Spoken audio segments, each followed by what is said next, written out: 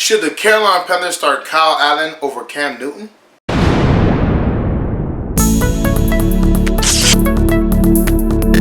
What's going on, Panther Nation? It's your boy LCameraTV here, man.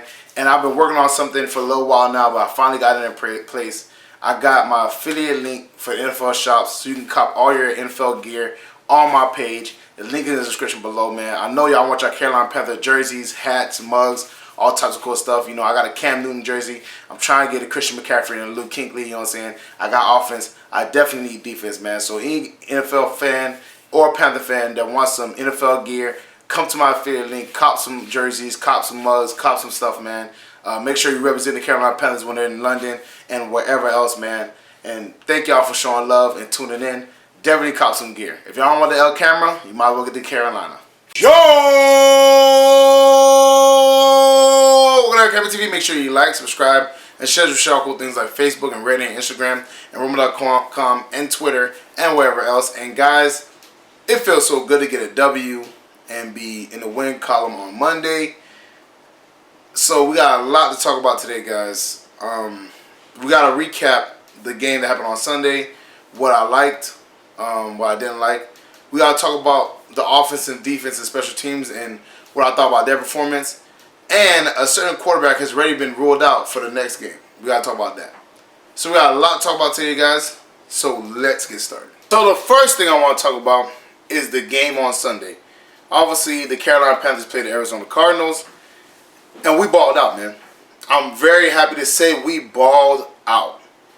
To be honest with you, man, we dismantled them. Now, mind you, they're not that great of a team, obviously. You know, they're a rookie quarterback, bad O-line, you know what I'm saying, rookie head coach, all kinds of stuff. But the mark of a good team is defeating the team they should defeat. Right? That's what a mark of a good team is. Now, mind you, you can say that Buccaneers we should have beat. I agree to that. You know what I'm saying? But the Rams was a tough out. We played them really hard, and we lost by 3 points. You know what I'm saying? So I'm not really mad about the Rams loss. The Buccaneers loss, I think it was a bad play call personally. But either way, we lost that game. We should have won that game. So we should be 2-1. But we're 1-2. But at least we got a W, man. It was a great game, man. It was interesting, and I think Kyle Allen just has Kyler Murray's number. I won't go that far, but it did see that, you know, Kyler Murray didn't have a great game, and Kyle Allen had an amazing game. Maybe that's just because the teams are different, which is probably the case. But remember, Kyle Allen also beat out Kyler Murray at Texas A&M. So maybe he just has a number. Maybe, you know what I'm saying, he's just cool under pressure. Who knows? Kyle Allen performed well in front of his family and friends. And like I said, y'all enjoy those Krispy Kreme donuts for me because obviously I'm here in Florida. I know y'all getting that for the W, man. But it was amazing, man. It was a very good win, both offense and defense. Special team, you know, they were good, but obviously they had like a penalty that got called back on a good punt return. So those things would be left on special teams. But overall, I thought it was a really good game, you know what I'm saying, cohesive game.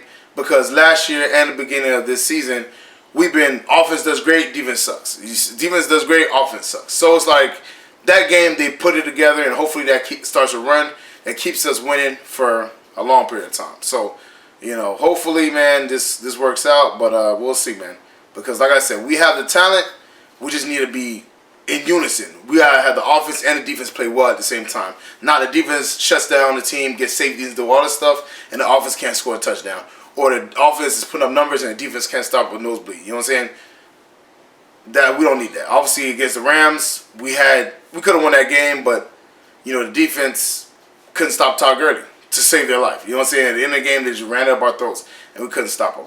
Against the Buccaneers, offense couldn't score to save their lives, and the defense got safety after stop after stop, and we just couldn't find a way to score. So it's great to see we finally played together, and hopefully, like I said, this continues.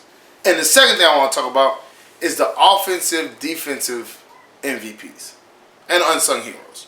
So the offensive MVP, obviously, is two of them.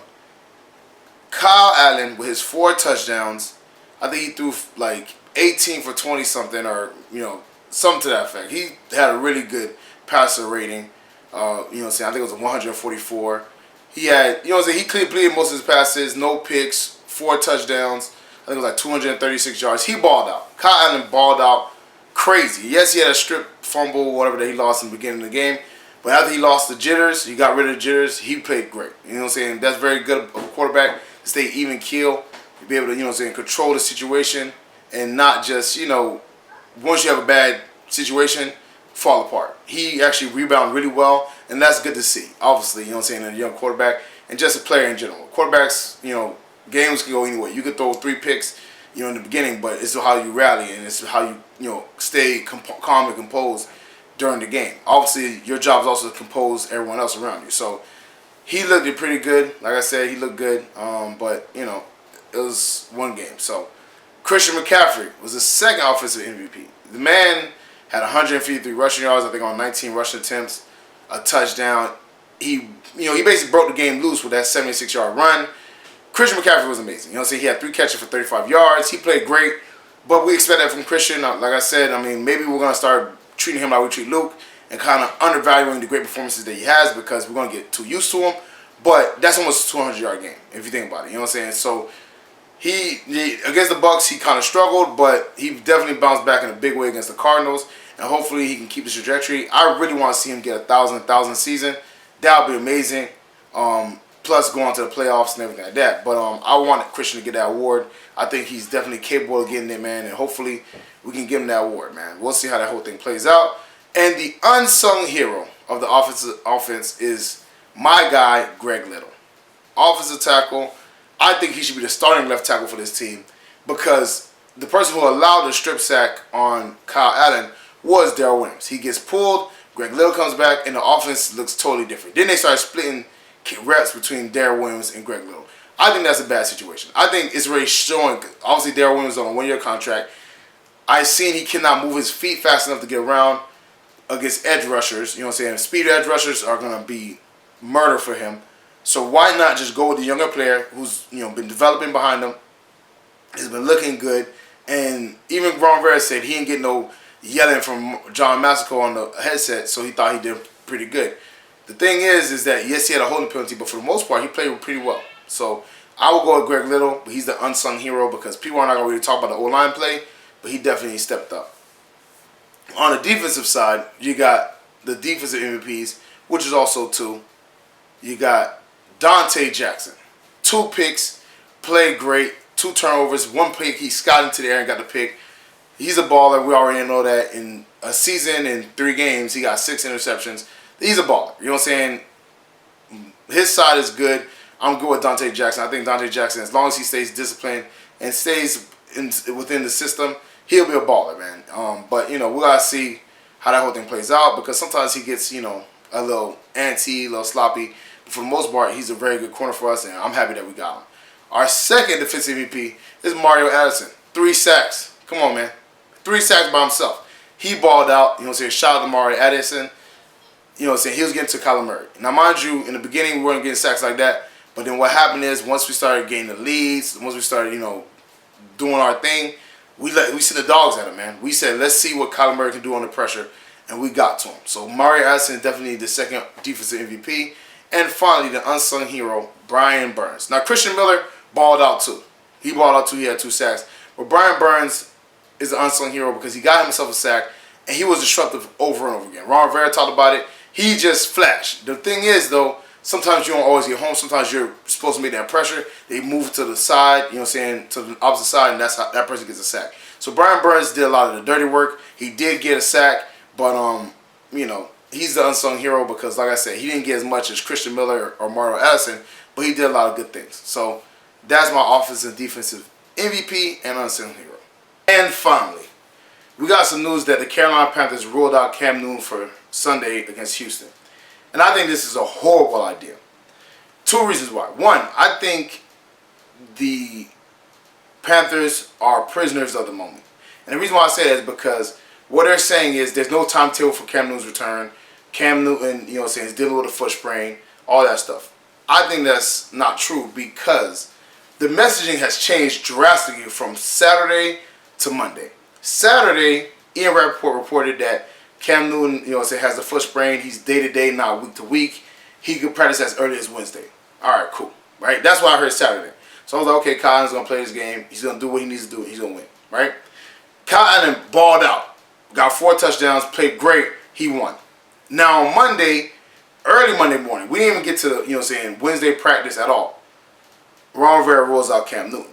So my issue with this is this, and now he says there's no timetable. So my thing is that's conflicting reports. All right, Ian Rappaport is saying one thing, Ron Rivera is saying another thing. Ron Rivera is saying that Cam Newton, even when before Ian Rappaport said that, Ron Rivera was saying that this is not a serious situation. We're just letting Cam rest up. Right now he's saying, oh man, there's no timetable. He's not in a rush. I think they're prisoners of the moment. You know what I'm saying? I think they've seen Kyle Allen play really well, which he did. I'm not disputing that. But I think they think, okay, man, he's the hot hand. Let's stick with the hot hand. And if he starts stinking it up, then we'll go back to Cam. I think that's the second thing that's wrong with this picture. They are going to put Kyle Allen out there against the Houston Texans, who have a very good defense in J.J. Watt, and Whitney Merciless.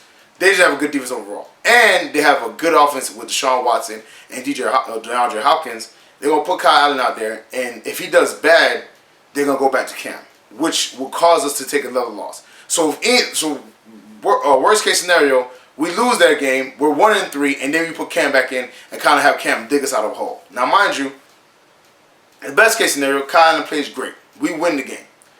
But again, then what you're going to do? Are you going to still say there's no timetable for Cam? Are you just waiting until Kyle Allen plays badly to switch back out? That to me is not the smart thing. You know what I'm saying? You define roles immediately so there won't be any question. Cam's the starter, Kyle Allen's the backup. But now they're straddling this fence, and maybe because they feel like they're on the hot seat, they want to see what Kyle Allen has because he played well. But again, he played well against a very bad team. That's why you always got to put things in context. The Cardinals are a bad team. Before that loss against the Panthers, they were 0-1 in a tie. You know what I'm saying? So they haven't won a game. Now they're 0-2 in a tie. We all know there was a bad team, even from last year, and Steve Wilkes getting fired, Josh Rosen getting hit like crazy, and them both getting shipped out. They're a bad team. Kyle Allen played great against a bad team. But now you're going to put him against a team that's, in the Texans, is pretty good, that battled out with the Saints. You know what I'm saying? The Saints had to kick a field goal to beat them. They're a very good team. I don't think that's fair to Kyle Allen. I don't think that's fair to Cam Newton. I don't think that's fair to Carolina Panther fans or the team in general. I feel like if Kyle Allen has a bad game and Ron Rivera is like, oh man, we're 1-3, we won't go back with Cam, I feel like Ron Rivera should get fired in that situation. Now, I've been a staunch Ron Rivera supporter. I like Ron Rivera, but that's a bad decision. You don't go with a guy just because of one game. You look at the body of work. Now, mind you, if he was a high draft pick, you know what I'm saying, he played amazing, all that stuff, that's a different situation. But again, if he did this against the Pats, I'll be like, hey, Cam, I can't lie. You gotta sit down, bro. Let this guy make it happen. But he did it against a bad football team, and we're overreacting. You know what I'm saying? You cannot be prisoner of the moment as a head coach. If this is the situation that Ron Rivera, because Ron Rivera has made a lot of miscues in his coaching career. Bad timeout calls, bad challenge flags. He had a litany of problems. That's why David Tipper got a guy to kind of help him with game time decisions and management. That no other coaches has that. So there's a lot of things Ron Rivera has done wrong, and I still support Ron Rivera because I think he's a good head football coach. But this decision, I think, is the wrong decision. And if you're putting Kyle Allen out there to lose, try to win a game and he loses, and let's say he loses badly, then you go back to Cam, hurt Cam's confidence because obviously Cam's looking like, dang, I was ready last week and you didn't put me in, and now you want me to kind of pull you out this hole. That hurts Cam's confidence. Kyle Allen, it might hurt his confidence because, hey man, I played great against the Cardinals and now I get demolished against the Texans. Hopefully that doesn't happen, but this is all situations you got to take into account. So I think Ron Rivera should not, if Wednesday would have came, Thursday would have came, and he didn't report nothing, and Kyle Allen is playing well and Cam is still injured, then you reported, hey, we're going with Kyle Allen. No problem with that. But it's Monday morning and you're already reporting that Cam Newton's not going to play on Sunday. You didn't give him an opportunity to practice. I feel like what he's doing is he just want to be like, okay, let's see what Kyle Allen has. And I think that's the wrong situation. I think it's the wrong thing to do. And if it backfires, it's all on Ron Rivera.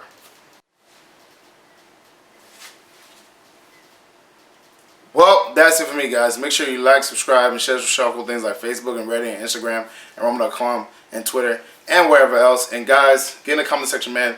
Do you think the Carolina Panthers are overreacting to Kyle Allen's great game against the Cardinals by starting him. Put that in the comment section below. If not, put that in the comment section below. Share us with cool things. Facebook, share with our Panther fans. You know what I'm saying? Share with anybody football related, anybody Panther related. Let them know LCameraTV is rocking with Panther Nation. Panther Nation rocking with LCameraTV. Check out the Spreadshirt account, the Patreon page. Both links in the description. Check out my dog Renard's page. His video's on the very end of the video and the end screen. Definitely check him out. Check out the NFL affiliate link. That's also in the description. Thank y'all for showing love. Thank y'all for tuning in. I'm going to see y'all next time. Peace.